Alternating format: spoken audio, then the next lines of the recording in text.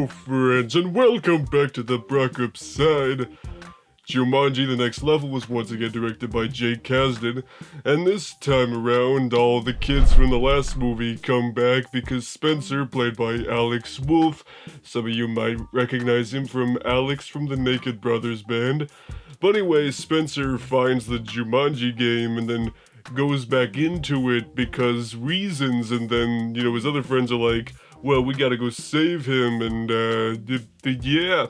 And if you guys are new here, make sure you hit that subscribe button if you live talking by movies. But anyway, so Jumanji Welcome to the Jungle from 2017 was one of those really pleasant surprise kind of movies because, I don't think anybody was expecting it to be as good as it truly was. It was just a really fun movie with some great characters you liked to follow their story throughout it, and it was just a nice update to the original Jumanji movie. So of course, a sequel was greenlit almost immediately, and yeah, so let's just get into it. So first off, we get the same kind of fun we got from the last movie with plenty of body swapping jokes here and there, especially since it's a little bit different this time around because Danny DeVito and Danny Glover now take the forms of The Rock and Kevin Hart respectively, so you get to see The Rock and Kevin Hart do their best Danny DeVito and Danny Glover impressions, which is actually pretty funny, but I think the filmmakers realized that was not going to carry an entire movie with that, so of course, as the trailer spoils, they do switch back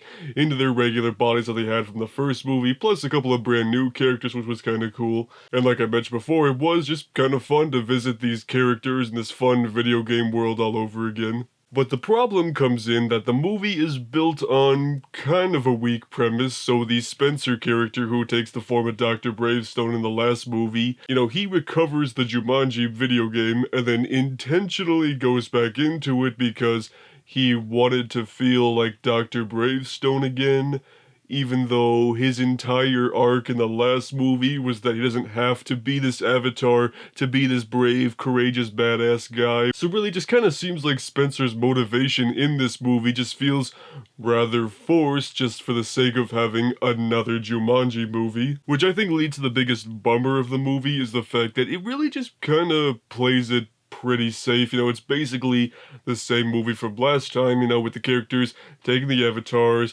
big scary villain, obstacles in a new environment. So when they announced a third Jumanji movie, what I was really hoping they would do is have it go back to the basics of the first movie where the game world was coming into the real world, which is where a lot of the fun and craziness of the first movie came in, and I think they really could have made that work. I think it would have been kind of cool if, like, the avatars had to interact with the kids from the last movie that they, took possession of, so to speak, and to kind of see that dynamic come in there a little bit. I think that could have been really cool. And much like the last movie, the villain in the Jumanji game itself is just really generic and just kinda there because the heroes have to go up against somebody, which is a real shame because that's probably my biggest issue with these Jumanji sequels so far, is that it just feels like they're completely wasting their villains, because think back to the first Jumanji movie with Van Pelt, the hunter guy who was after Robin Williams throughout the whole movie. He wasn't just generic 1930s safari hunter guy, he was a representation of Alan Parrish's struggles with his father and learning to truly act like a man and stand up for himself and things like that. But here in these two movies, the villains are just generic, I want to take treasure and destroy Jumanji. So I just really think they could be doing a better job with the villains in these newer movies, so if they do make a fourth Jumanji movie, I really hope they put some more thought into their villain next time. And I think I mentioned this 2 years ago with my Jumanji Welcome to the Jungle review, where I really wish they could have made the world of Jumanji itself scarier and darker, because that's how I always imagined it as a kid, with Robin Williams describing the horrors he went through for 26 years, saying, I've seen things you've only seen in your nightmares, but everything here is kind of bright, colorful, kind of Indiana Jones style, so I would really just like to see a darker, scarier representation of the Jumanji world, because that's how I always picture it, with big monsoons and giant scary plant monsters. Okay, that's another thing. Where the frick are the plant monsters? Those things from the first Jumanji still scare me to this day with these practical, just open up their freaking flaps and stuff. It's just like, you could really be bringing that into these movies and they would be a lot freakier. I'm just saying.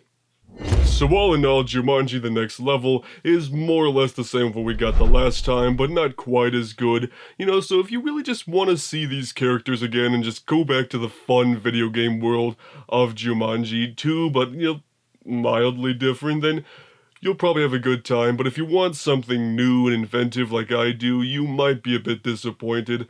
And ironically enough, the post-credit scene in this movie, I don't want to get into a lot of detail, but it actually does kind of set up what I really want from a Jumanji sequel.